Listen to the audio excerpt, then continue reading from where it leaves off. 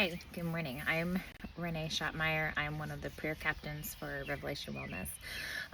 Today I wanted to talk about silence and solitude, and dying to the noise to be able to awaken to his presence. So starting with a question, when was the last time that you sat with God long enough to stop talking? Not reading, not studying, not interceding, not creating content, not planning with ministry stuff, just being in his presence. And for many of us, silence feels uncomfortable because we are so accustomed to noise. Even in ministry, we can fill every moment with doing things for God while quietly neglecting simply being with God.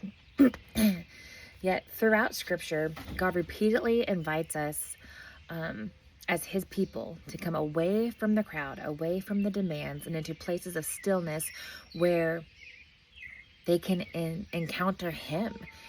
And so today I want to talk about that silence and solitude, not as spiritual techniques, but as sacred spaces where God teaches us to die to ourselves so that life of Christ can be revealed through us. In 2 Corinthians 4:10 through 12, it says, always carrying in the body the death of Jesus, so that the life of Jesus may also be manifested in our bodies. For we who live are always being given over to death for Jesus' sake, so that the life of Jesus may also be manifested in our mortal flesh. And that's one of Reb's core scriptures is death to self first and then life. And that Christian life is not self-improvement. It is actually surrender again and again. God lovingly invites us to lay down our striving, to lay down our control, our need to perform, and our attachment to noise so that life can be manifested through us. And silence and solitude becomes just one of the places where that holy exchange happens. And so we look at Jesus modeled it. In Mark 1:35, it says, very early in the morning, while it was still dark, Jesus got up, left the house, and went off to a solitary place where he prayed. And Jesus had people to heal. He had people to teach. He had people looking for him. Yet he intentionally withdrew because ministry was never meant to replace intimacy. And Jesus understood what we oftentimes forget. What flows out of us must be first formed in us. And the miracles flowed from communion. The teaching flowed from communion. The ministry flowed from communion. Before Jesus gave himself away, he gave himself to the Father. And so silence is where death to self happens. Here's what I've learned. Most of us don't struggle with talking to God. We struggle with being still before God.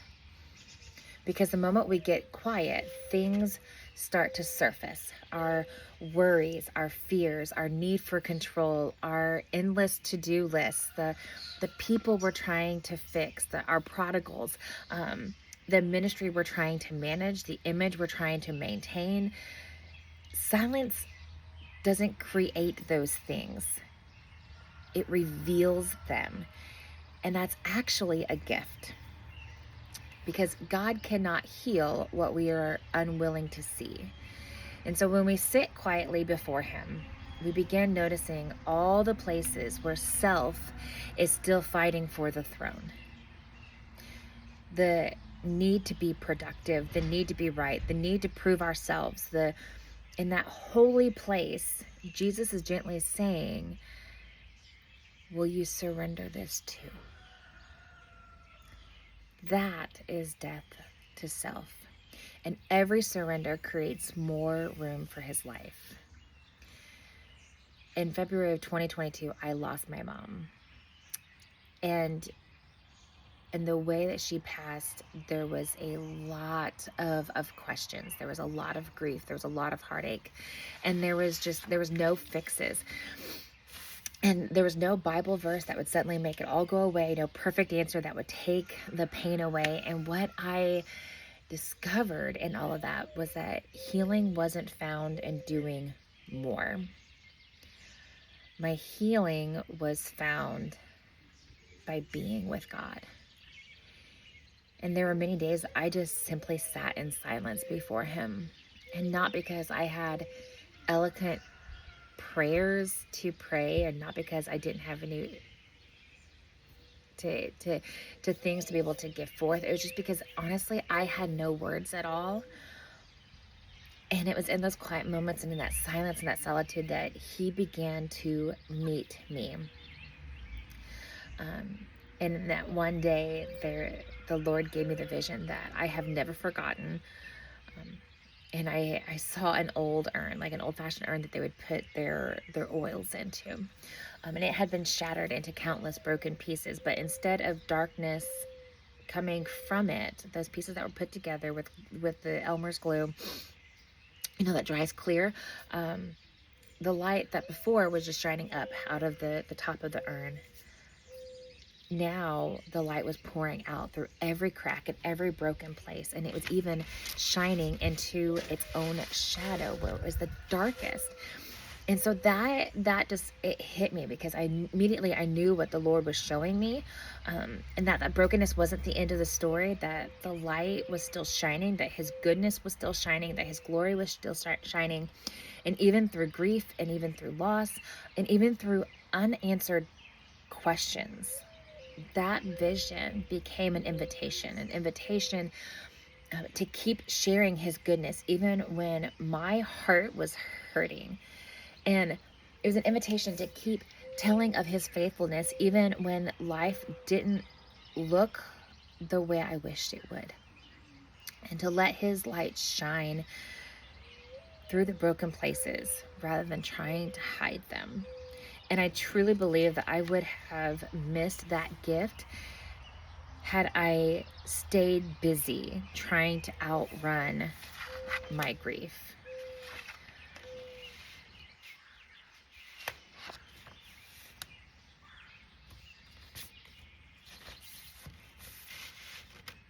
That time right there, it was found in the silence.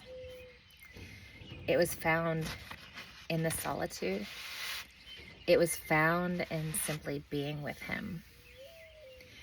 Friends, silence and solitude aren't just where God speaks. Sometimes it's where He heals. And it's sometimes where He gives visions. And it's where He reminds us that even our broken places can become places where His light shines most brightly. And as Paul writes in 2 Corinthians 4, death is at work in us so that life may be manifested through us. And I've seen that firsthand. I've believed that many of us are missing encounters with God because we're afraid of the quiet places where He does His deepest work. And mostly people think of solitude and they think isolation, but solitude is not loneliness. Solitude is not isolation. Biblical solitude is not isolation. Isolation says, I'm pulling away from everyone. But solitude says, I'm drawing nearer to God. Jesus often withdrew from people, but He never withdrew from the Father. And in solitude, we discover that we are not actually alone. We become aware of the one who has been with us all along. And in Psalm 46:10, it reminds us to be still and know that I am God. And notice He doesn't say, be busy and know, be productive and know, be effective and know. He says, be still. There are things that we can only know about God because we get quiet enough to notice him and become intimate with him. One of my favorite examples is Elijah in 1 Kings 19. And Elijah had just experienced one of the greatest miracles of Scripture. Yet afterward, he found himself exhausted and fearful and overwhelmed. And God brought him to a mountain. And then came the wind and the earthquake and the fire. But God wasn't in any of those things. But then came a gentle whisper. And it's not because God wasn't powerful enough to shout. It's because intimacy often speaks softly.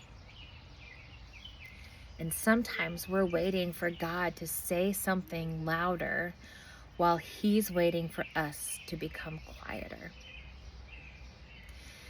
For us as prayer leaders, we can accidentally become experts at bringing everyone else's needs before God while neglecting our own need to sit with him. Prayer can become activity. Intercession can become a responsibility. Leadership can become performance. But silence and solitude reminds us that before we are leaders and teachers and captains and coaches and instructors, we are beloved sons and daughters. And even Nehemiah that we studied during our launch teachings, he took the time to go before the Lord and pray with the Lord before he did anything else. So God does not need our performance. He desires our presence. And the greatest gift that we can bring to those we lead is not our knowledge, but it is the life that has been with Jesus. So I want to challenge you to practice 5 minutes of silence. 5 minutes. No music, no journal, no prayer list, no agenda. Just simply sit before God. Take a breath. Place your hands open in your lap in that receiving position and pray, "Speak, Lord, for your servant is listening." And when your mind wanders, gently return your attention to Jesus. We don't strive, we don't force, we just be, because the goal isn't to hear something. The goal is to be with someone. His greatest love language is that quality time. So silence and solitude are not empty spaces. They are sacred spaces. And they are where self decreases and Christ increases. In places where death works in us so that his life can be revealed through us. Places where we stop striving to produce fruit and simply abide in the vine. And we learn to love his presence. And there we discover something really beautiful. The greatest reward of prayer has never been answered. Has never been answers. The greatest reward of prayer is God himself.